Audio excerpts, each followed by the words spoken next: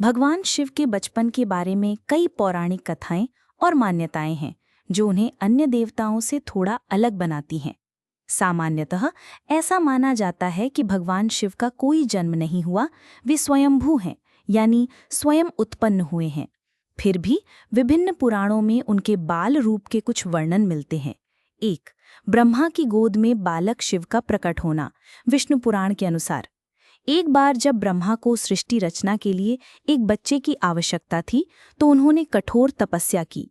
उनकी तपस्या के फलस्वरूप अचानक उनकी गोद में एक रोता हुआ बालक प्रकट हुआ।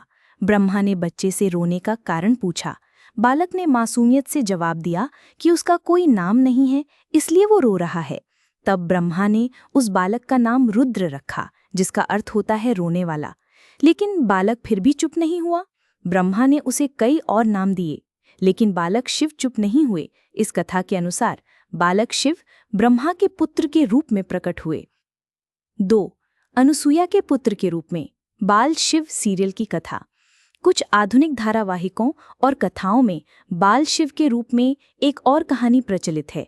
इसमें दिखाया गया है कि देवी पार्वती से विवाह के बाद महादेव देवी पार्वती की इच्छा पूरी करने के लिए बाल रूप धारण करते हैं और महासती अनुसुईया के आज्ञाकारी पुत्र बन जाते हैं।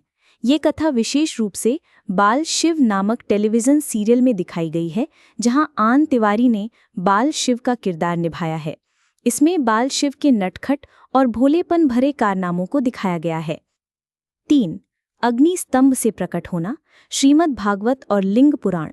एक अन्य कथा के अनुसार जब भगवान विष्णु और ब्रह्मा अपनी श्रेष्ठता को लेकर बहस कर रहे थे, तब उनके बीच एक विशाल अग्नि स्तंभ प्रकट हुआ, जिसका न आदि था न अंत।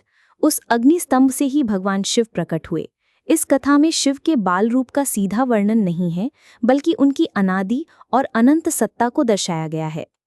निष्कर्ष: ये समझना महत्वपूर्ण है कि भगवान शिव के बचपन की अधिकांश कहानियां पौराणिक और प्रतीकात्मक हैं। वे अक्सर उनकी प्रकृति, शक्तियों और गुणों को समझाने के लिए गढ़ी गई हैं। वे बताते हैं कि शिव सामान्य जन्म मृत्यु के बंधन से परे हैं।